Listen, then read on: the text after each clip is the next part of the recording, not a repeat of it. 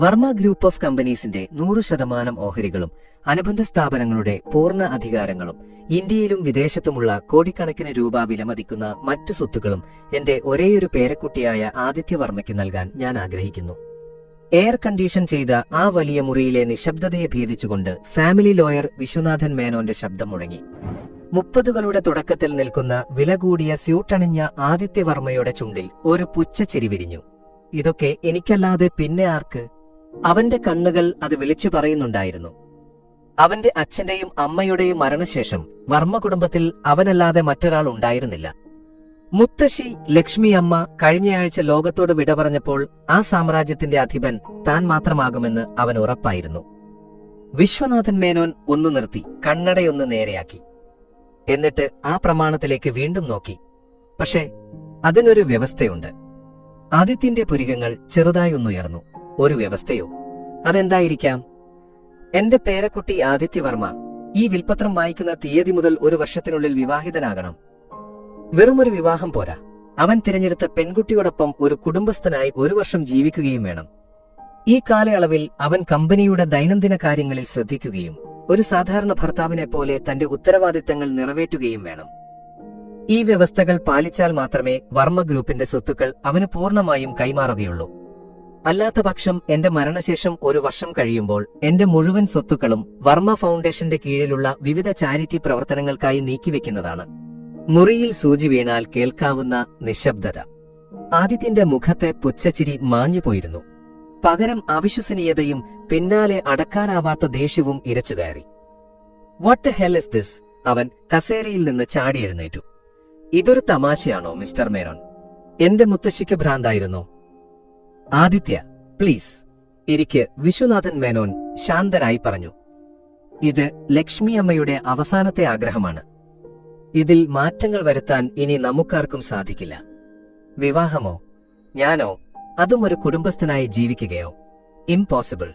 അവൻ മുടിയിഴകളിലൂടെ വിരലോടിച്ചു. ജീവിതം ആഘോഷിക്കാൻ മാത്രമുള്ളതാണെന്ന് വിശ്വസിക്കുന്ന, ലോകം മുഴുവൻ ചുറ്റി സഞ്ചരിച്ച് പാർട്ടികളിൽ മുഴുകി ജീവിക്കുന്ന അവനോടാണ് വിവാഹം കഴിച്ച് അടങ്ങിയൊതുങ്ങി ജീവിക്കാൻ പറയുന്നത്. മുത്തശ്ശിയുടെ സ്നേഹം അവൻ അറിയാമായിരുന്നു. പക്ഷേ ഈ ചതി അവൻ പ്രതീക്ഷിച്ചില്ല. 1 വർഷം ആദിത്യ, വെറും 365 ദിവസം. നിനക്കതിന് സാധിക്കും. മേനോൻ അവനെ ആശ്വസിപ്പിക്കാൻ ശ്രമിച്ചു. എനിക്ക് സാധിക്കില്ല. എനിക്കിതിന് താല്പര്യമില്ല. ഏത് പെണ്ണിന്റെ കഴുത്തിലാണ് ഞാൻ എന്റെ ജീവിതം കെട്ടിയിടേണ്ടത്? എനിക്കെന്റെ സ്വാതന്ത്ര്യമാണ് വലുത്. സ്വാതന്ത്ര്യമോ അതോ ഈ കാണുന്ന ആയിരക്കണക്കിന് കോടിയുടെ സാമ്രാജ്യത്തിന്റെ അധിപനാകുന്നതോ നിനക്ക് വലുത്? മേനോന്റെ ചോദ്യം ഒരു കൂരമ്പ് പോലെ അവനിൽ തറച്ചു. അവനൊന്നും മിണ്ടാതെ പുറത്തേക്ക് നടന്നു. അവന്റെ കാർ നഗരത്തിലെ തിരക്കിനെ വകഞ്ഞുമാറ്റി പാഞ്ഞു പോകുമ്പോൾ അവന്റെ മനസ്സിൽ ഒരേയൊരു ചിന്തയായിരുന്നു: ഈ കെണിയിൽ നിന്ന് എങ്ങനെ രക്ഷപ്പെടും? വർമ്മ ഗ്രൂപ്പിന്റെ ആഡംബരങ്ങളിൽ നിന്നൊക്കെ ഒരുപാട് ദൂരെ നഗരത്തിലെ ഒരു സാധാരണ ഹോസ്റ്റൽ മുറിയിൽ ഗീതാഞ്ജലി എന്ന ഗീതു തന്റെ ഡ്യൂട്ടി കഴിഞ്ഞ് ക്ഷീണിതയായി വന്നിരുന്നതേ ഉണ്ടായിരുന്നുള്ളൂ. മൊബൈൽ ഫോൺ എടുത്തപ്പോൾ വീട്ടിൽ നിന്ന് 5-6 മിസ്ഡ് കോളുകൾ. അവൾ തിരിച്ചു വിളിച്ചു. ഹലോ അമ്മേ. ഗീതു, നീ എന്താ മോളെ ഫോൺ എടുക്കാതിരുന്നത്? ഇവിടെ അച്ഛന് നെഞ്ചുവേദന വീണ്ടും കൂടി. ഡോക്ടറെ കാണിച്ചു. എത്രയും പെട്ടെന്നൊരു ഓപ്പറേഷൻ വേണമെന്നാ പറയുന്നത്. അതിന് ഒരുപാട് പണം വേണം. അമ്മയുടെ ശബ്ദം ഇടറിയിരുന്നു. ഗീതുവിന്റെ നെഞ്ചിലൊരു ഭാരം കയറിയിരുന്നു. അവളുടെ തുച്ഛമായ നഴ്സിന്റെ ശമ്പളം കൊണ്ട് വീട്ടുചെലവുകളും അനിയന്റെ പഠിപ്പും കഷ്ടിച്ചാണ് നടന്നു പോകുന്നത്. ഇതിനിടയിൽ ഓപ്പറേഷനുള്ള പണം എങ്ങനെ കണ്ടെത്തും? അമ്മ വിഷമിക്കാതെ. ഞാൻ എന്തെങ്കിലും വഴി കണ്ടെത്താം. അച്ഛനോട് ടെൻഷൻ അടിക്കേണ്ടെന്ന് പറയണം. അവൾ അമ്മയെ ആശ്വസിപ്പിച്ചു. ഫോൺ വെച്ചപ്പോൾ അവളുടെ കണ്ണുകൾ നിറഞ്ഞിരുന്നു. കഴിഞ്ഞ 6 മാസമായി അവൾ ലക്ഷ്മി അമ്മയുടെ കെയർടേക്കറായിരുന്നു. ആ പ്രായത്തിലും സ്നേഹവും വാത്സല്യവും മാത്രം നൽകിയിരുന്ന ആ മുത്തശ്ശിയുടെ മരണം അവളെ വല്ലാതെ വേദനിപ്പിച്ചിരുന്നു. അവരുടെ കൂടെയുണ്ടായിരുന്നപ്പോൾ സാമ്പത്തികമായി അല്പം മെച്ചമായിരുന്നു. ഇപ്പോൾ ആ ജോലിയും പോയി. പുതിയൊരു ജോലി കണ്ടെത്തണം. അതിനിടയിൽ അച്ഛന്റെ ഓപ്പറേഷനും. അവൾ ലക്ഷ്മി അമ്മയെ ഓർത്തു. എത്ര നല്ല സ്ത്രീയായിരുന്നു അവർ. അവസാന നാളുകളിൽ പോലും അവർ തന്നോട് സംസാരിച്ചത് ആദിത്യനെക്കുറിച്ചായിരുന്നു. എന്റെ മോൻ ഒരു പാവമാകീതു. പുറമെ കാണുന്ന ദേഷ്യമോ വാശിയോ ഒന്നുമല്ല അവന്റെ ഉള്ളിൽ. സ്നേഹിക്കാൻ ആരുമില്ലാതെ ഒറ്റപ്പെട്ടു പോയതാ. അവനൊരു നല്ല കൂട്ട് കിട്ടിയിരുന്നെങ്കിൽ. അവരുടെ വാക്കുകൾ അവളുടെ കാതുകളിൽ മുഴങ്ങി. ആദിത്യനെ അവൾക്ക് നന്നായി അറിയാം. മുത്തശ്ശിയെ കാണാൻ വല്ലപ്പോഴും വരുമ്പോൾ കാണിക്കുന്ന ധാർഷ്ട്യവും പുച്ഛവും അവൾ പലതവണ കണ്ടിട്ടുള്ളതാണ്. തങ്ങളെപ്പോലുള്ള സാധാരണക്കാരെ മനുഷ്യരായി പോലും അയാൾ കാണാറില്ല. എന്തൊരു വിധി, അവൾ നെടുവീർപ്പിട്ടു. കടം വാങ്ങാൻ പോലും ഇനി ആരുമില്ല. എന്തു ചെയ്യുമെന്നറിയാതെ അവൾ ആ ഇരുണ്ട മുറിയിലിരുന്നു കരഞ്ഞു. 2 ദിവസങ്ങൾക്ക് ശേഷം ഗീതു ജോലി അന്വേഷിച്ചിറങ്ങിയ ഒരു വൈകുന്നേരം അവളുടെ ഹോസ്റ്റലിന് മുന്നിൽ ഒരു കറുത്ത ബെൻസ് കാർ വന്നു നിന്നു. അതിൽ നിന്നിറങ്ങി വന്ന ആളെ കണ്ട് അവൾ അത്ഭുതപ്പെട്ടു. ആദിത്യവർമ്മ. അവളുടെ ഹൃദയം പെരുമ്പറ കൊട്ടാൻ തുടങ്ങി. ഇയാൾ എന്തിനാണിവിടെ? ഗീതാഞ്ജലി. അവൻ കൂളിംഗ് ഗ്ലാസ് ഊരിമാറ്റി അവളെ നോക്കി. അതെ. അവൾ വിക്കി. എനിക്ക് നിന്നോട് കുറച്ച് സംസാരിക്കാനുണ്ട്. ഒരു 5 മിനിറ്റ്. അവൾക്ക് ഒന്നും മനസ്സിലായില്ല. എങ്കിലും അവൾ തലയാട്ടി. അടുത്തുള്ള ഒരു ചെറിയ കഫേയിൽ അവർ ഇരുന്നു. നോക്ക്, ഞാൻ കാര്യത്തിലേക്ക് വരാം. എനിക്ക് നിന്റെ ഒരു സഹായം വേണം, അവൻ മുഖവുരയില്ലാതെ പറഞ്ഞു. ഗീതു സംശയത്തോടെ അവനെ നോക്കി. എന്റെ സഹായമോ? നിങ്ങൾക്ക്? അതെ. നീ എന്റെ മുത്തശ്ശിയുടെ വിൽപത്രത്തെക്കുറിച്ച് കേട്ടോ എന്നെനിക്കറിയില്ല. എനിക്ക് എന്റെ സ്വത്തുക്കൾ കിട്ടണമെങ്കിൽ ഞാൻ വിവാഹം കഴിച്ച് 1 വർഷം ജീവിക്കണം. അവൾ ഞെട്ടലോടെ അവനെ നോക്കി. അതിന് ഞാൻ എന്തു വേണം? നീ എന്റെ ഭാര്യയായി അഭിനയിക്കണം 1 വർഷത്തേക്ക്. അവൾ കേട്ടത് വിശ്വസിക്കാനായില്ല. ഒരു നിമിഷത്തെ സ്തംഭനാവസ്ഥയ്ക്ക് ശേഷം അവളിൽ നിന്ന് ചിരിയാണ് വന്നത്. നിങ്ങൾക്ക് തലയ്ക്ക് വല്ല അസുഖവുമുണ്ടോ? ആദിത്യന്റെ മുഖം ദേഷ്യം കൊണ്ട് ചുവന്നു. കളിയാക്കുകയാണോ നീ? ഞാൻ സീരിയസ് ആയിട്ടാണ് സംസാരിക്കുന്നത്. നിങ്ങൾ സീരിയസ് ആണെങ്കിൽ എനിക്ക് ഭ്രാന്താണെന്ന് തോന്നുന്നുണ്ടാവും. ഞാനോ നിങ്ങളുടെ ഭാര്യയായി അഭിനയിക്കുകയോ? എന്നെ കണ്ടാൽ എങ്ങനെയുണ്ട്? അവൾ എഴുന്നേറ്റു. എന്നെ വെറുതെ വിടണം. ഇരിക്കെ. അവന്റെ ശബ്ദം കനത്തു. ഞാൻ പറയുന്നത് മുഴുവൻ കേൾക്ക്. ഇതൊരു അഭിനയം മാത്രമാണ്, ഒരു ബിസിനസ് ഡീൽ. ഇതിന് നിനക്ക് ഞാൻ 50 ലക്ഷം രൂപ തരും. 50 ലക്ഷം. ആ തുക കേട്ട് അവൾ ഒരു നിമിഷം നിശ്ചലയായി. അച്ഛന്റെ ഓപ്പറേഷനും കടങ്ങൾ വീട്ടാനും ആ തുക ധാരാളമായിരുന്നു. പക്ഷേ വേണ്ട, അവൾ ഉറച്ച ശബ്ദത്തിൽ പറഞ്ഞു. എനിക്ക് നിങ്ങളുടെ പണം വേണ്ട. എന്നെക്കൊണ്ട് ഇതിനൊന്നും പറ്റില്ല. അവളുടെ അഭിമാനം അവളെ അതിനനുവദിച്ചില്ല. 1 കോടി. അവൻ അടുത്ത വില പറഞ്ഞു. അവളുടെ കണ്ണുകളിൽ ഒരു നിമിഷത്തേക്ക് ഒരു പ്രകാശം മിന്നിമറിഞ്ഞെങ്കിലും അവൾ മുഖം തിരിച്ചു. നിങ്ങൾ എത്ര കോടികൾ തരാമെന്ന് പറഞ്ഞാലും ഞാൻ എന്റെ ജീവിതം വെച്ച് അഭിനയിക്കാനില്ല. ദയവായി എന്നെ എന്റെ വഴിക്ക് വിടൂ. അതും പറഞ്ഞ് അവൾ ആ കഫേയിൽ നിന്നിറങ്ങി നടന്നു. ആദിത്യൻ ദേഷ്യത്തോടെ മേശയിൽ ആഞ്ഞിടിച്ചു. ജീവിതത്തിൽ ആദ്യമായിട്ടാണ് ഒരു പെണ്ണ് അവന്റെ മുഖത്ത് നോക്കി ഇങ്ങനെയൊക്കെ സംസാരിക്കുന്നത്. അവന്റെ ഈഗോ വല്ലാതെ മുറിവേറ്റു. നിന്നെ ഞാൻ സമ്മതിപ്പിക്കും ഗീതാഞ്ജലി. നിനക്ക് എന്റെ മുന്നിൽ മുട്ടുമടക്കേണ്ടി വരും, അവൻ മനസ്സിൽ കുറിച്ചു. ആദിത്യൻ വെറുമൊരു വാക്കുകൊടുത്ത് പിന്മാറുന്നവനല്ലായിരുന്നു. അവന്റെ ആവശ്യം നിരസിച്ച ഗീതാഞ്ജലിയോടുള്ള വാശി അവനിൽ കൂടി വന്നു. അവൾക്ക് പണം അത്യാവശ്യമാണെന്ന് അവൻ അറിയാമായിരുന്നു. പക്ഷേ അവളുടെ അഭിമാനം അതിന് തടസ്സമാണെന്നും അവൻ മനസ്സിലാക്കി. അതുകൊണ്ട് അവൻ മറ്റൊരു വഴി തിരഞ്ഞെടുത്തു. അടുത്ത ദിവസം രാവിലെ ഗീതുവിന്റെ ഫോണിലേക്ക് അവളുടെ അമ്മയുടെ പരിഭ്രമിച്ചുകൊണ്ടുള്ള വിളിയെത്തി. മോളെ, അച്ഛനെ ഹോസ്പിറ്റലിൽ അഡ്മിറ്റ് ചെയ്തു. വർമ്മ ഗ്രൂപ്പിന്റെ സൂപ്പർ സ്പെഷ്യാലിറ്റി ഹോസ്പിറ്റലിൽ നിന്നൊരു ആംബുലൻസ് വന്ന് കൊണ്ടുപോയതാ. ആരോ എല്ലാത്തിനും പണമടച്ചിട്ടുണ്ടെന്ന് പറയുന്നു. ആരാണെന്നൊന്നും അറിയില്ല. ഗീതുവിന്റെ തല കറങ്ങുന്നത് പോലെ തോന്നി. വർമ്മ ഗ്രൂപ്പിന്റെ ഹോസ്പിറ്റലോ? അവൾ ഉടൻ തന്നെ അങ്ങോട്ട് പാഞ്ഞു. അവിടെ എമർജൻസി വാർഡിന് പുറത്ത് അവളുടെ അമ്മയും അനിയനും നിൽക്കുന്നുണ്ടായിരുന്നു. അച്ഛനെ ICUവിലേക്ക് മാറ്റിയിരുന്നു. എന്താണുണ്ടായത് അമ്മേ?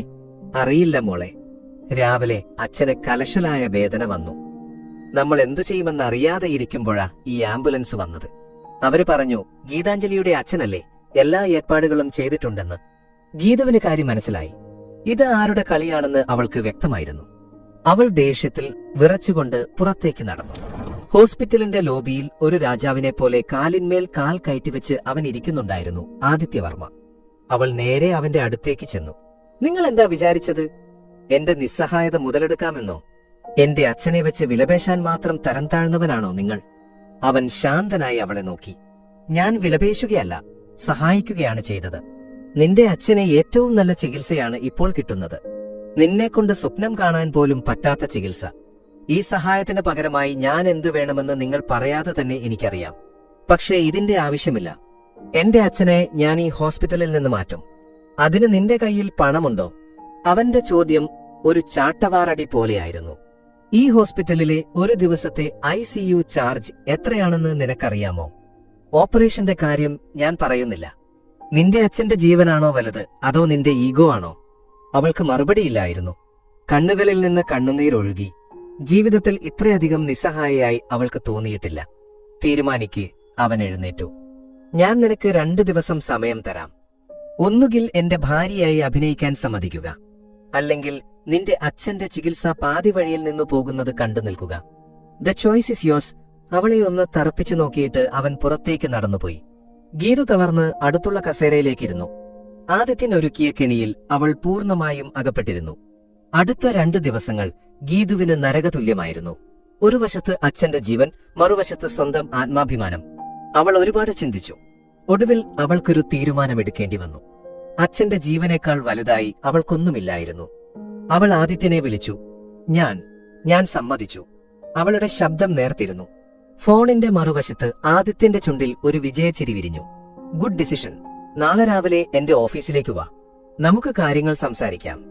പിറ്റേന്ന് രാവിലെ വർമ്മ ഗ്രൂപ്പിന്റെ തലയെടുപ്പുള്ള ആസ്ഥാന മന്ദിരത്തിലെ ഏറ്റവും മുകളിലത്തെ നിലയിലുള്ള ആദിത്യന്റെ ഓഫീസിൽ അവളിരുന്നു. അപ്പോൾ നിനക്ക് എന്റെ ഓഫർ സ്വീകാര്യമാണ്, അവൻ പറഞ്ഞു. അതെ, പക്ഷെ എനിക്കും ചില വ്യവസ്ഥകളുണ്ട്, അവൾ മുഖവുരയില്ലാതെ പറഞ്ഞു. അവളുടെ കണ്ണുകളിലെ ഭയം മാഞ്ഞ് പകരം ഒരുതരം ഉറപ്പ് വന്നിരുന്നു. ഓഹോ, നിനക്കും വ്യവസ്ഥകളോ? കൊള്ളാമല്ലോ. പറ, കേൾക്കട്ടെ. 1.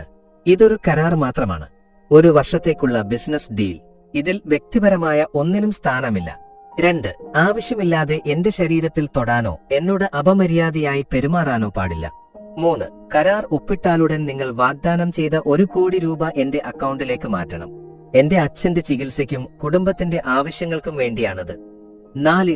1 വർഷം കഴിയുമ്പോൾ നമ്മൾ 2 വഴിക്ക് പിരിയും. പിന്നീട് നിങ്ങളുടെ ജീവിതത്തിൽ ഞാനോ എന്റെ ജീവിതത്തിൽ നിങ്ങളോ ഉണ്ടാകില്ല. 5. ഈ കരാറിനെക്കുറിച്ച് എന്റെ വീട്ടുകാർ അറിയരുത്. നമ്മൾ പ്രണയിച്ച് വിവാഹം കഴിക്കുകയാണെന്ന് മാത്രമേ അവരറിയാവൂ. ആദിത്യൻ അവളുടെ ഓരോ വ്യവസ്ഥകളും ശ്രദ്ധയോടെ കേട്ടു. അവന്റെ മുഖത്ത് അത്ഭുതം നിറഞ്ഞിരുന്നു. ഈ പെൺകുട്ടി അവൻ വിചാരിച്ചതുപോലെ ഒരു പാവമല്ലെന്ന് അവന് തോന്നി.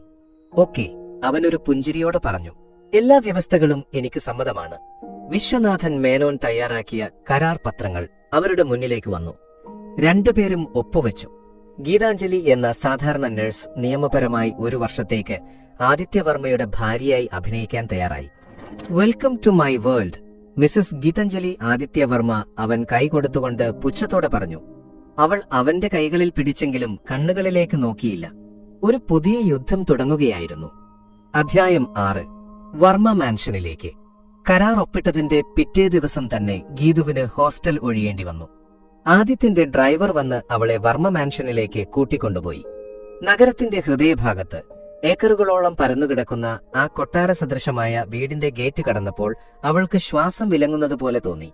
അകത്തേക്ക് കയറിയപ്പോൾ അവിടുത്തെ ആഡംബരം അവളെ അത്ഭുതപ്പെടുത്തി. വില കൂടിയ ഫർണിച്ചറുകൾ, ഭിത്തികളിൽ തൂങ്ങുന്ന വലിയ പെയിന്റിങ്ങുകൾ, തലയെടുപ്പുള്ള തൂണുകൾ എല്ലാം അവൾക്ക് അപരിചിതമായിരുന്നു. വീട്ടിലെ പ്രധാന കാര്യസ്ഥനായ രാമുചേട്ടൻ അവളെ സ്വീകരിച്ചു. ഗീതുകുട്ടിക്ക് മുകളിലത്തെ നിലയിൽ മുറിയൊരുക്കിയിട്ടുണ്ട്. അവൾ മുകളിലേക്ക് നടക്കുമ്പോൾ വീട്ടിലെ ജോലിക്കാർ അവളെ തുറിച്ചു നോക്കുന്നത് അവൾ ശ്രദ്ധിച്ചു. അവരുടെ നോട്ടത്തിൽ ആകാംക്ഷയും സംശയവും കലർന്നിരുന്നു.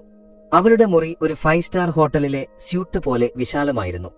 ഒരു വലിയ കിടക്ക, ഡ്രസ്സിംഗ് ടേബിൾ, ഒരു ചെറിയ ലിവിംഗ് ഏരിയ, കൂടാതെ പൂന്തോട്ടത്തിലേക്ക് തുറക്കുന്ന ഒരു ബാൽക്കണിയും. ഇനി മുതൽ ഇതാണ് നിന്റെ മുറി, വാതിൽക്കൽ ചാരി നിന്നുകൊണ്ട് ആദിത്യൻ പറഞ്ഞു. അപ്പുറത്തെ മുറിയാണ് എന്റേത്. ഓർമ്മയുണ്ടല്ലോ, നമ്മൾ തമ്മിൽ ഒരു കരാർ മാത്രമേയുള്ളൂ. എന്റെ കാര്യങ്ങളിൽ ഇടപെടരുത്. നിന്റെ കാര്യങ്ങളിൽ ഞാനും ഇടപെടില്ല. എനിക്കോർമ്മയുണ്ട്, അവൾ ഹാലങ്ങമായി മറുപടി നൽകി. പിന്നെ താഴെയുള്ള ജോലിക്കാർക്ക് സംശയം തോന്നുന്ന രീതിയിൽ പെരുമാറരുത്.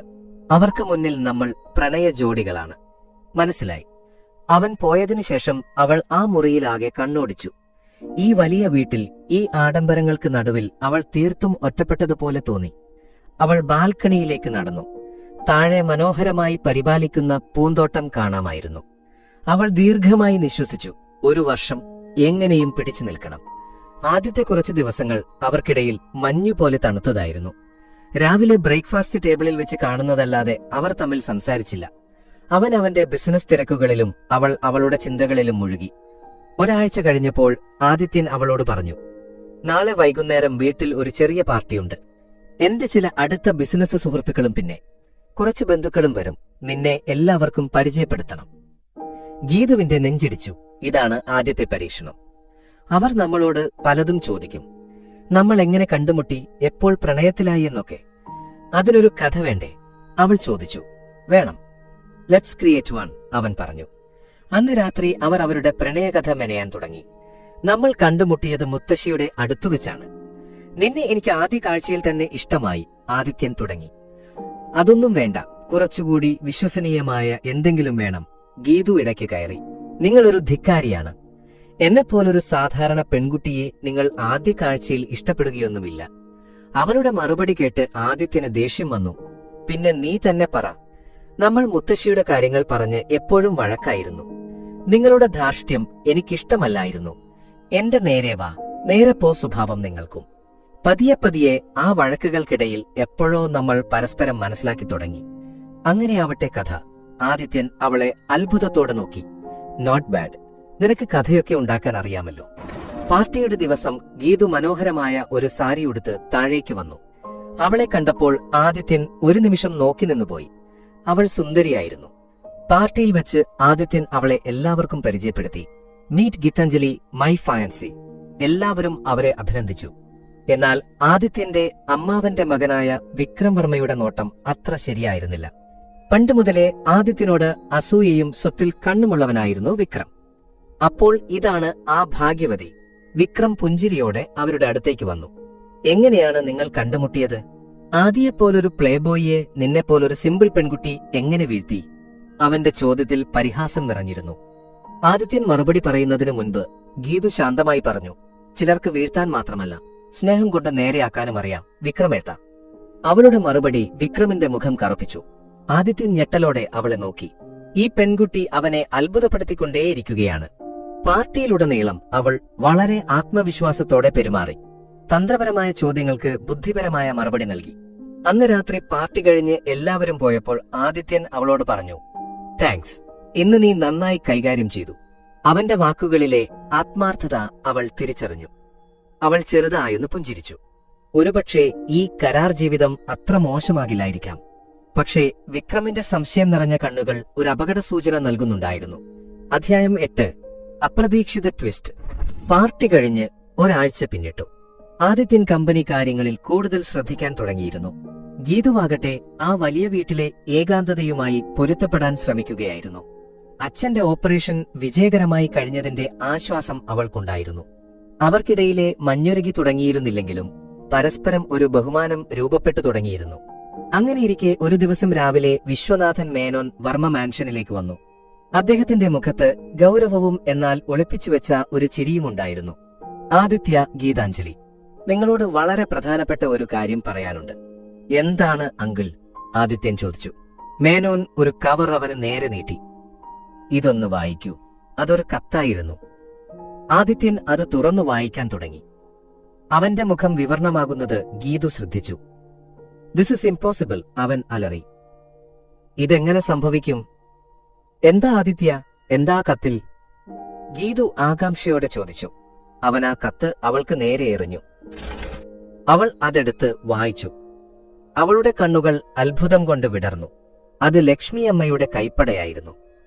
കത്തിൽ ഇങ്ങനെ എഴുതിയിരുന്നു: പ്രിയപ്പെട്ട ആദിത്യനും ഗീതുവിനും, ഞാൻ മരിച്ചിട്ടില്ല എന്ന് കേൾക്കുമ്പോൾ നിങ്ങൾ ഞെട്ടുമെന്നെനിക്കറിയാം. എന്നോട് ക്ഷമിക്കണം. നിന്നെ നേർവഴിക്ക് നടത്താൻ എനിക്ക് വേറെ വഴിയില്ലായിരുന്നു ആദിത്യ. എന്റെ മരണവാർത്ത ഒരു നാടകമായിരുന്നു. നിന്നെ ഒരു ഉത്തരവാദിത്തമുള്ളവരാക്കാൻ ഞാൻ കണ്ടെത്തിയ ഒരു വഴി. ഇപ്പോൾ ഞാൻ നമ്മുടെ തറവാട്ട് വീട്ടിലുണ്ട്, വയനാട്ടിൽ. വിൽപത്രത്തിലെ വ്യവസ്ഥകൾക്ക് ഒരു ചെറിയ മാറ്റം കൂടി വരുത്തുകയാണ്. നിങ്ങൾ രണ്ടുപേരും എന്റെ ഭാര്യാഭർത്താക്കന്മാരായി ഈ നിമിഷം ഇങ്ങോട്ട് പുറപ്പെടണം. ബാക്കിയുള്ള ഒരു വർഷം നിങ്ങൾ എന്റെ കൺമുന്നിൽ ജീവിക്കണം. എനിക്ക് കാണണം എന്റെ പേരക്കുട്ടി എങ്ങനെയാണ് ഒരു നല്ല ഭർത്താവാകുന്നതെന്ന്. കാത്തിരിക്കുന്നു. സ്നേഹത്തോടെ, നിങ്ങളുടെ സ്വന്തം മുത്തശ്ശി. ഗീതു സ്തംഭിച്ചു നിന്നുപോയി. ആദിത്യൻ ദേഷ്യം കൊണ്ട് മുറിയിലൂടെ അങ്ങോട്ടും ഇങ്ങോട്ടും നടക്കുകയായിരുന്നു. She played me. സ്വന്തം മുത്തശ്ശി എന്നെ ചതിച്ചു. ആ. അവൻ അടുത്തുള്ള ഫ്ലവർ വേസ് എടുത്ത് നിലത്തെറിഞ്ഞുടച്ചു. ഇനി നമ്മൾ എന്ത് ചെയ്യും? ഗീതു ഭയത്തോടെ ചോദിച്ചു. എന്തു ചെയ്യാൻ? ആ കിളവിയുടെ മുന്നിൽ പോയി അഭിനയിക്കുക. വേറെ വഴിയില്ലല്ലോ. അവൻ പല്ലിറുമ്മി. നമ്മൾ വിചാരിച്ചതിലും വലിയ കളിയാണ് അവർ കളിച്ചത്. ഇനി നമ്മൾ കൂടുതൽ ശ്രദ്ധിക്കണം. ഒരു ചെറിയ പിഴവ് പോലും നമ്മുടെ കള്ളം പുറത്തു കൊണ്ടുവരും. അവർ ഇരുവരും പരസ്പരം നോക്കി. ഇതുവരെ വർമ്മ മാൻഷനിലെ ജോലിക്കാരുടെ മുന്നിൽ മാത്രമായിരുന്നു അഭിനയം. ഇനി ആ കള്ളക്കളി കണ്ടുപിടിക്കാൻ കഴിവുള്ള കുശാഗ്രബുദ്ധിയായ ഒരു മുത്തശ്ശിയുടെ മുന്നിൽ 24 മണിക്കൂറും അഭിനയിക്കണം. കളി കൂടുതൽ അപകടകരമാവുകയായിരുന്നു. പിറ്റേന്ന് രാവിലെ തന്നെ അവർ വയനാട്ടിലേക്ക് യാത്ര തിരിച്ചു. നഗരത്തിന്റെ തിരക്കും ബഹളവും പിന്നിട്ട് അവരുടെ കാർ പച്ചപ്പ് നിറഞ്ഞ വഴികളിലേക്ക് കടന്നു. യാത്രയിലുടനീളം രണ്ടുപേരും നിശബ്ദരായിരുന്നു. ആദിത്യന്റെ മുഖത്ത് ദേഷ്യവും ഗീതുവിന്റെ മുഖത്ത് ആശങ്കയും നിഴലിച്ചു.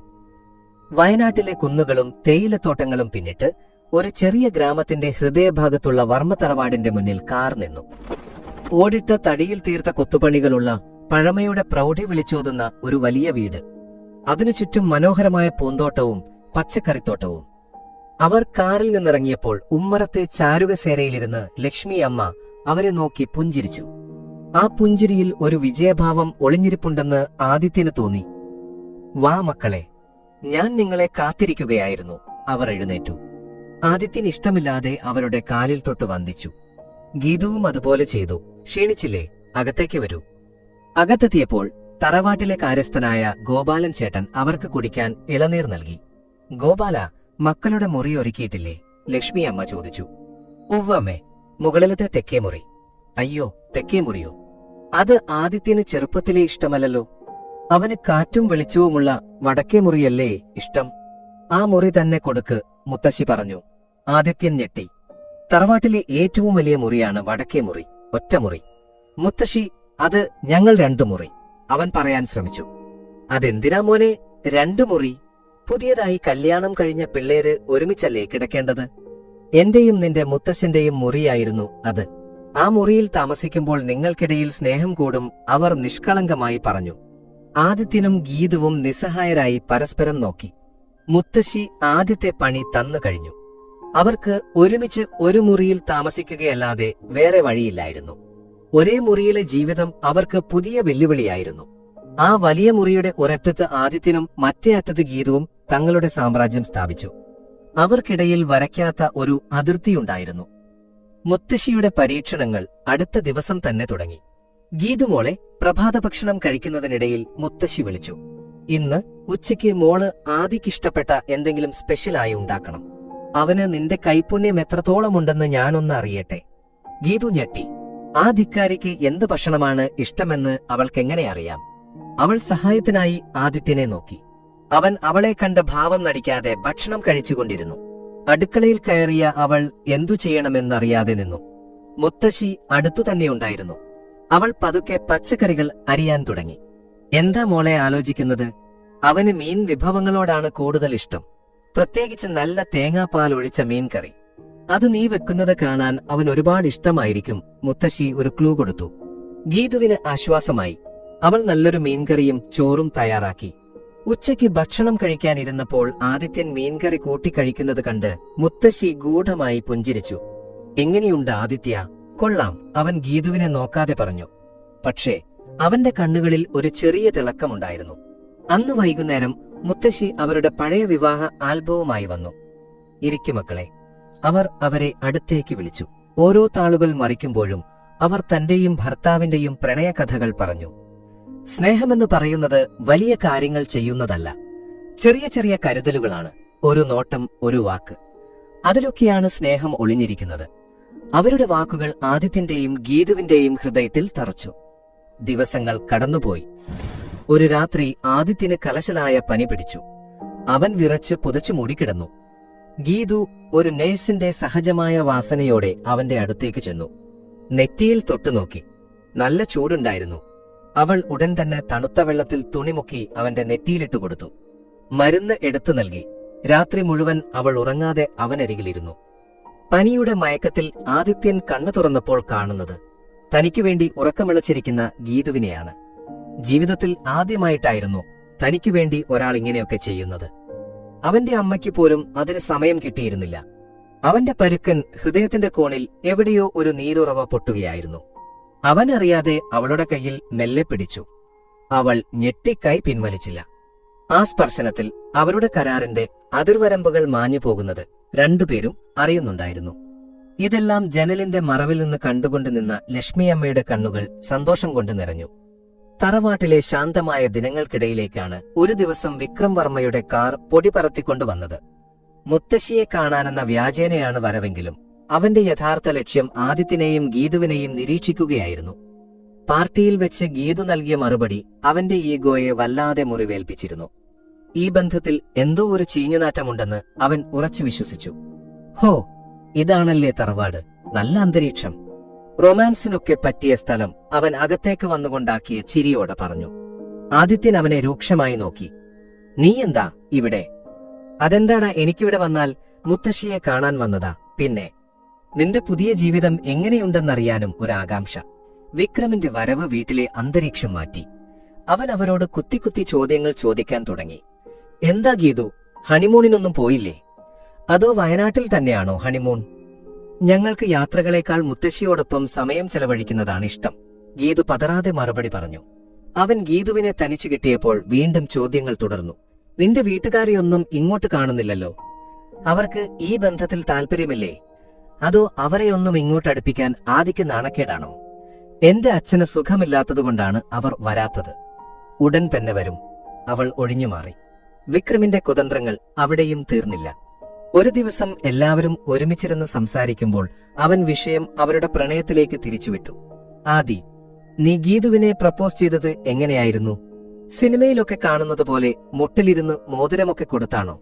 ആദിത്യനും ഗീതുവും ഒരു നിമിഷം പതറി. അവർ അങ്ങനെയൊരു കഥ തയ്യാറാക്കിയിരുന്നില്ല. ആദിത്യൻ വിക്കി തുടങ്ങുന്നതിന് മുൻപ് ഗീതു സമർത്ഥമായി ഇടപെട്ടു. അതൊന്നും സിനിമയിലല്ലേ വിക്രമേട്ട നടക്കൂ. യഥാർത്ഥ സ്നേഹത്തിന് അത്തരം നാടകങ്ങളുടെ ആവശ്യമില്ല. ഒരു നോട്ടം മതി, ഒരു വാക്ക് മതി പരസ്പരം മനസ്സിലാക്കാൻ. അല്ലേ ആദി? അവൾ സ്നേഹത്തോടെ ആദിത്യന്റെ കണ്ണുകളിലേക്ക് നോക്കി. അവളുടെ ആ നോട്ടത്തിൽ, ആ ചോദ്യത്തിൽ ആദിത്യൻ ഒരു നിമിഷം സ്വയം മറന്നുപോയി. അവൻ അറിയാതെ തലയാട്ടി. അതെ, ഗീതു പറഞ്ഞതാണ് ശരി. അവരുടെ ആ കെമിസ്ട്രി കണ്ടപ്പോൾ വിക്രമിന് ഉത്തരം മുട്ടിപ്പോയെങ്കിലും അവന്റെ സംശയങ്ങൾ വർദ്ധിക്കുകയായിരുന്നു. അവൻ പോകുമ്പോൾ ആദിത്യനോട് പറഞ്ഞു, സൂക്ഷിച്ചോടാ, നിന്റെ ഈ സന്തോഷം അധികകാലം കാണില്ല. എന്തെങ്കിലും കള്ളത്തരം ഇതിന്റെ പിന്നിലുണ്ടെങ്കിൽ അത് ഞാൻ പുറത്തു കൊണ്ടുവരും. വിക്രം പോയപ്പോൾ ആദിത്യനും ഗീതുവിനും ആശ്വാസമായെങ്കിലും ഒരു അപകടം തൊട്ടു പിന്നാലെയുണ്ടെന്ന് അവർക്ക് മനസ്സിലായി. തങ്ങളുടെ ശത്രു ശക്തനാണെന്നും അവരെ വീഴ്ത്താൻ ഏതറ്റം വരെയും പോകുമെന്നും അവർ തിരിച്ചറിഞ്ഞു. ആ തിരിച്ചറിവ് അവരെ കൂടുതൽ അടുപ്പിച്ചു. അവർക്കിനി ഒരുമിച്ച് നിന്നേ മതിയാവൂ. വിക്രം പോയി കുറച്ചു ദിവസങ്ങൾക്ക് ശേഷം തറവാട്ടിലേക്ക് മറ്റൊരു അപ്രതീക്ഷിത അതിഥി കൂടിയെത്തി. ആധുനിക വസ്ത്രങ്ങൾ ധരിച്ച, ആത്മവിശ്വാസം തുളുമ്പുന്ന ഒരു യുവതി. നടാഷ, ആദിത്യന്റെ പഴയ കാമുകി. ആദു, ഡാർലിംഗ്. അവൾ ഓടിവന്ന് ആദിത്യനെ കെട്ടിപ്പിടിച്ചു. ആദിത്യൻ ഞെട്ടി അവളെ അടർത്തി മാറ്റി. നടാഷ, നീ എന്താ ഇവിടെ? ഞാൻ നിന്നെ കാണാൻ വന്നതാ. നിന്റെ കല്യാണം കഴിഞ്ഞെന്നൊക്കെ കേട്ടു. പക്ഷേ എനിക്കത് വിശ്വസിക്കാൻ പറ്റിയില്ല. അവൾ ഗീതുവിനെ അടിമുടിയൊന്നു നോക്കി. ഓ, ഇതാണല്ലേ ആള്, ഒരു നാട്ടിൻ പുറത്തുകാരി. നിനക്കിതാണോ ആദി കിട്ടിയത്? അവളുടെ വാക്കുകളിൽ പുച്ഛം നിറഞ്ഞിരുന്നു. ഗീതുവിന്റെ മുഖം വിളറി. ആദിത്യൻ ദേഷ്യത്തോടെ നടാഷയുടെ നേരെ തിരിഞ്ഞു. മര്യാദയ്ക്ക് സംസാരിക്കണം. ഇവൾ ഗീതാഞ്ജലി, എന്റെ ഭാര്യ. അപ്പോഴേക്ക് മുത്തശ്ശി അങ്ങോട്ട് വന്നു. ആരാ ഇത്? നടാഷ മോളോ? വാ വാ, അകത്തേക്ക് വാ. ഞാൻ വിളിച്ചിട്ട് വന്നതാണോ? മുത്തശ്ശിയുടെ ചോദ്യം കേട്ട് ആദിത്യൻ അവരെ തുറിച്ചു നോക്കി. ഇത് മുത്തശ്ശിയുടെ അടുത്ത പരീക്ഷണമാണെന്ന് അവന് മനസ്സിലായി. നടാഷയുടെ സാന്നിധ്യം ഗീതുവിനെ വല്ലാതെ അസ്വസ്ഥയാക്കി. അവൾ ആദിത്യനോട് ചേർന്നു നിൽക്കാനും പഴയ കാര്യങ്ങൾ പറഞ്ഞ് ഗീതുവിനെ താഴ്ത്തിക്കെട്ടാനും നിരന്തരം ശ്രമിച്ചു. ആദി, ഓർമ്മയുണ്ടോ നമ്മൾ പാരീസിൽ പോയത്? സ്വിറ്റ്സർലൻഡിൽ വെച്ച് സ്കീയിങ് ചെയ്തത്? ഈ കുട്ടിക്കതൊക്കെ സ്വപ്നം കാണാൻ പറ്റുമോ? അവൾ പരിഹസിച്ചു. ഗീതു ഒന്നും മിണ്ടാതെ അടുക്കളയിലേക്ക് പോയി. അവളുടെ കണ്ണുകൾ നിറഞ്ഞിരുന്നു. അവൾ ആദിത്യന്റെ ലോകത്തിന് ചേർന്നവളല്ലെന്ന് അവൾക്ക് തോന്നിത്തുടങ്ങി. താനൊരു അഭിനയം മാത്രമാണെന്ന സത്യം അവളെ വേദനിപ്പിച്ചു. അന്ന് രാത്രി നടാഷ പോയതിനു ശേഷം മുറിയിൽ വലിയൊരു നിശബ്ദത തളംകെട്ടി നിന്നു. നീ എന്തിനാ അതൊക്കെ കേട്ട് വിഷമിക്കുന്നത്? ആദിത്യൻ ഒടുവിൽ മൗനം ഭേദിച്ചു. അവളൊരു അധ്യായം കഴിഞ്ഞതാണെങ്കിലും നിങ്ങൾ തമ്മിൽ ഒരുപാടകലമില്ലല്ലോ. നിങ്ങളുടെ ലോകം ഒന്നാണ്. ഞാനതിൽ ഒരു അധികപ്പറ്റാണ്. ഗീതുവിന്റെ ശബ്ദം ഇടറി. ആദിത്യൻ അവളുടെ അടുത്തേക്ക് വന്നു. ഗീതു, എന്റെ ലോകം ഏതായിരുന്നു എന്നതിലല്ല കാര്യം, ഇപ്പോൾ ഏതാണെന്നതിലാണ്. ഇപ്പോൾ നീയാണ് എന്റെ ലോകം. അവൻ പറഞ്ഞത് പൂർണ്ണമായ സത്യമല്ലെങ്കിലും അതിലൊരു ആത്മാർത്ഥതയുടെ കണികയുണ്ടായിരുന്നു. അവൻ ഗീതുവിന്റെ തോളിൽ കൈവച്ചു. നടാഷയെ ഇങ്ങോട്ട് ക്ഷണിച്ചത് മുത്തശ്ശിയാണ്, നമ്മളെ പരീക്ഷിക്കാൻ. നമ്മൾ തോറ്റുകൊടുക്കരുത്. അവന്റെ വാക്കുകൾ അവൾക്ക് ആശ്വാസം നൽകി. താൻ ഒറ്റയ്ക്കല്ലെന്ന തോന്നൽ അവളിൽ ശക്തമായി. നടാഷയുടെ വരവ് വിപരീത ഫലമാണ് ഉണ്ടാക്കിയത്.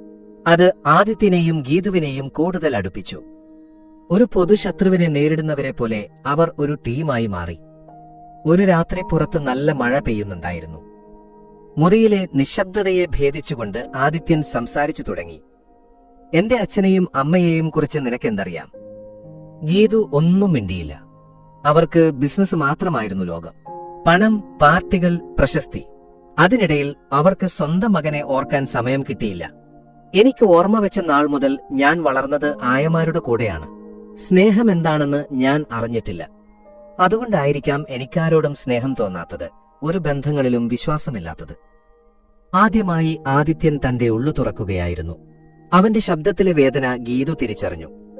പുറമെ കാണുന്ന ധിക്കാരിയായ കോടീശ്വരനല്ല, ഉള്ളിൽ സ്നേഹത്തിനു വേണ്ടി ദാഹിക്കുന്ന ഒരു സാധാരണ മനുഷ്യനാണ് അവനെന്ന് അവൾ മനസ്സിലാക്കി.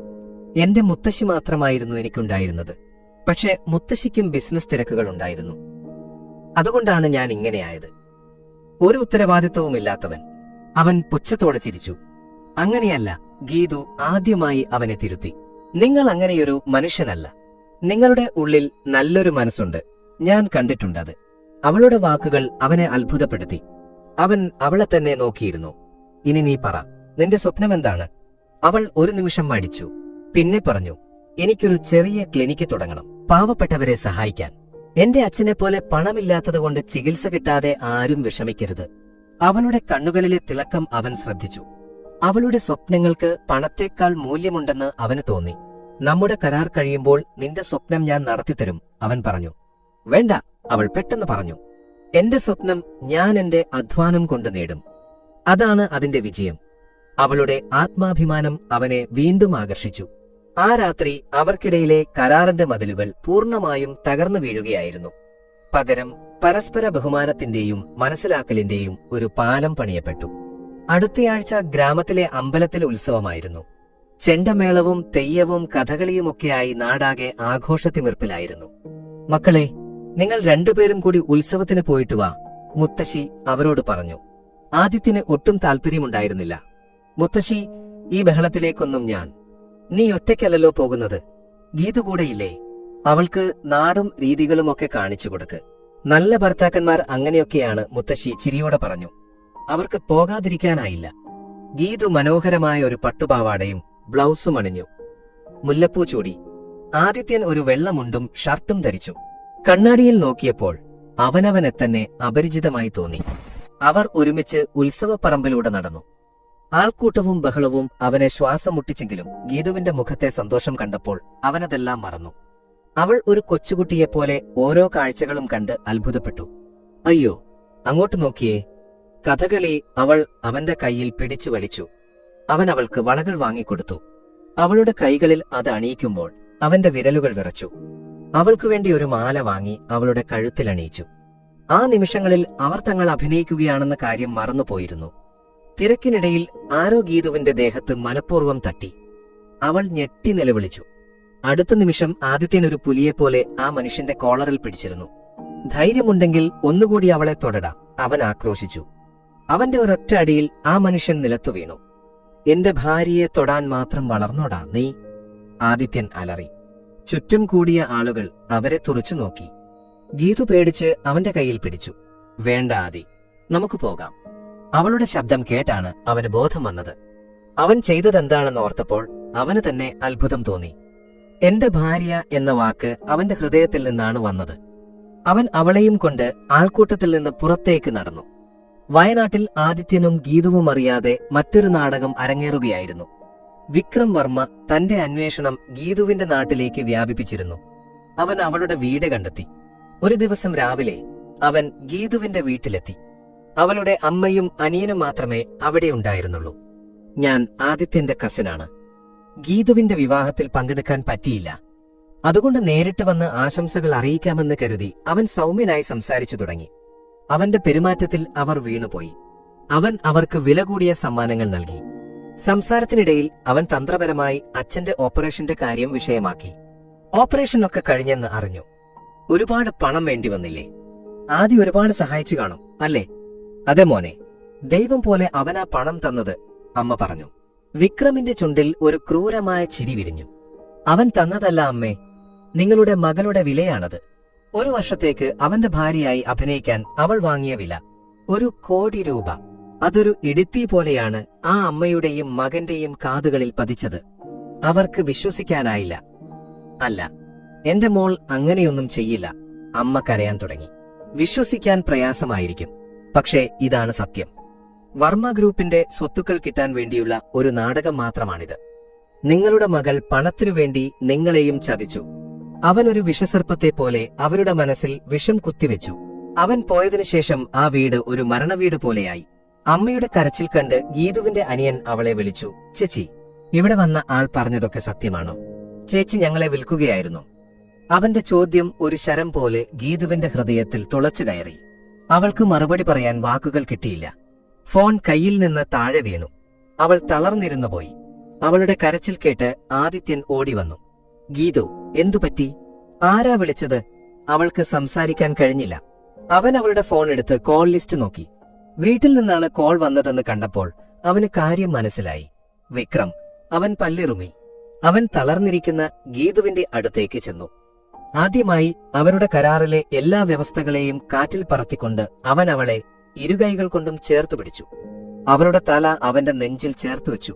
കരയണ്ട, ഞാൻ കൂടെയുണ്ട്. എന്തു പ്രശ്നമുണ്ടായാലും നമ്മൾ ഒരുമിച്ച് നേരിടും.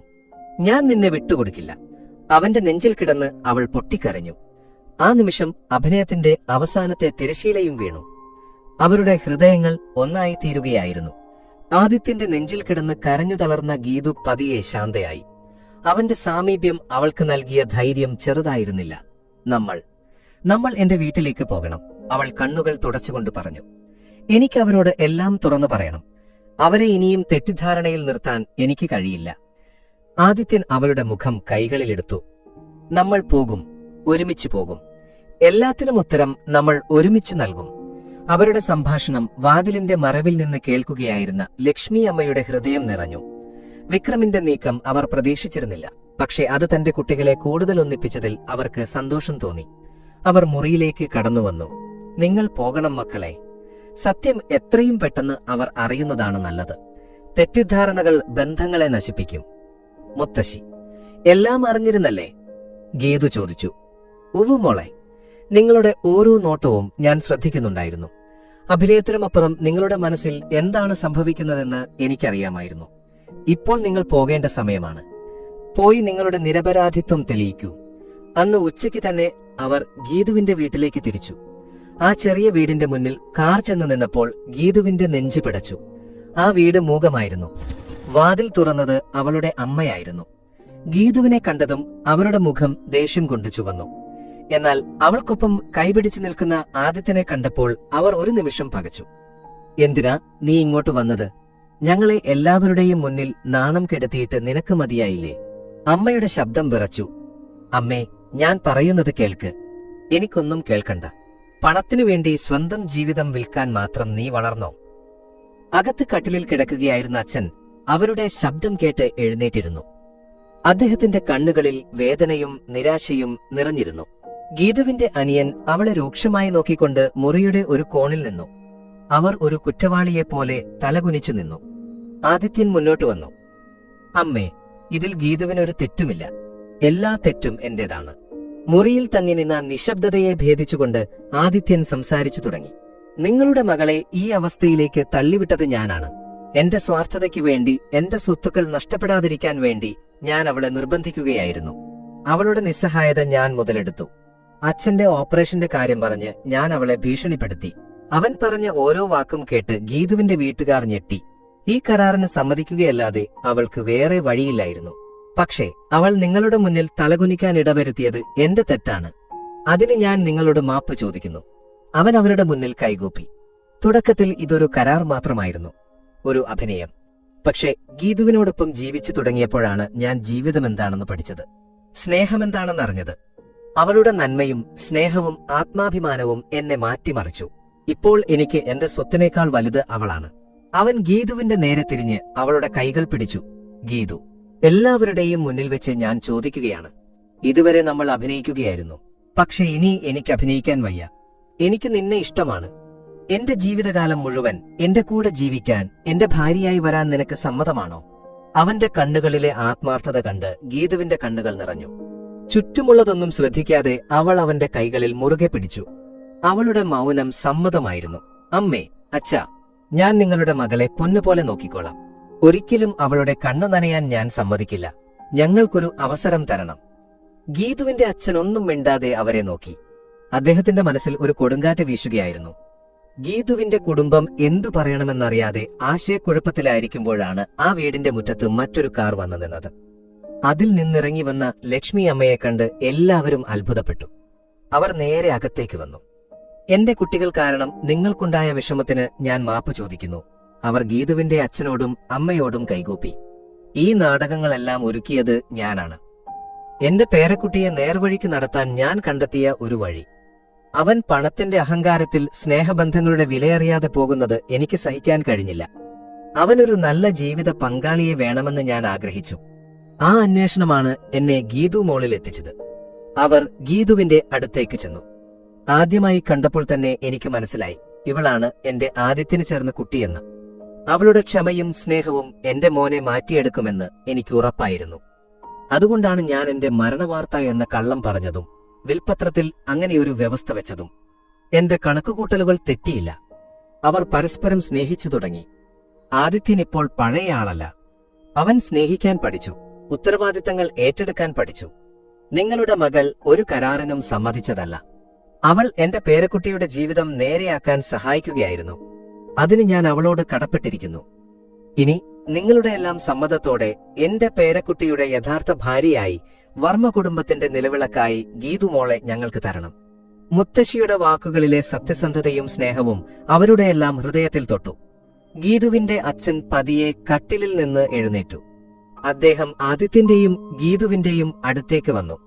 അവരുടെ കൈകൾ ഒരുമിച്ച് ചേർത്തുവെച്ചു. എന്റെ മകളെ കരയിപ്പിക്കരുത്, അദ്ദേഹത്തിന്റെ ശബ്ദമിടറി. അവൾ സന്തോഷമായിരുന്നാൽ മാത്രം മതി എനിക്ക്. അതൊരു സമ്മതമായിരുന്നു. എല്ലാവരുടെയും കണ്ണുകൾ സന്തോഷം കൊണ്ട് നിറഞ്ഞു. ഗീതുവിന്റെ അമ്മ ഓടിച്ചെന്ന് അവളെ കെട്ടിപ്പിടിച്ചു. അവളുടെ അനിയൻ ആദിത്യന്റെ കൈപിടിച്ച് ചിരിച്ചു. വിക്രമിന്റെ കുതന്ത്രം അവരെ തകർക്കുകയല്ല, പകരം എന്നേക്കുമായി ഒന്നിപ്പിക്കുകയാണ് ചെയ്തത്. അവർ തറവാട്ടിലേക്ക് മടങ്ങുമ്പോൾ കാറിലെ നിശബ്ദതയ്ക്ക് സ്നേഹത്തിന്റെ സുഗന്ധമുണ്ടായിരുന്നു. തറവാട്ടിലെത്തിയപ്പോൾ ആദിത്യൻ ഗീതുവിന്റെ കൈപിടിച്ച് അവരുടെ മുറിയിലേക്ക് നടന്നു. ഇനി ഈ മുറിയിൽ അതിർവരമ്പുകളില്ല ഗീതു, നമ്മൾ മാത്രമേയുള്ളൂ. അവൻ അവളെ തന്നിലേക്ക് ചേർത്തണച്ചു. പുറത്ത് അവരുടെ സന്തോഷം കണ്ട് ലക്ഷ്മി അമ്മയുടെ കണ്ണുകൾ ആനന്ദാശ്രുക്കൾ പൊഴിച്ചു. അവരുടെ പ്രാർത്ഥന ഫലം കണ്ടിരിക്കുന്നു. അന്നു മുതൽ വർമ്മത്തറവാട്ടിൽ ഒരു പുതിയ അധ്യായം ആരംഭിച്ചു. അഭിനയത്തിന്റെ മുഖംമൂടികളില്ലാതെ ഹൃദയം കൊണ്ടൊന്നായ ആദിത്യന്റെയും ഗീതുവിന്റെയും പ്രണയത്തിന്റെ അധ്യായം.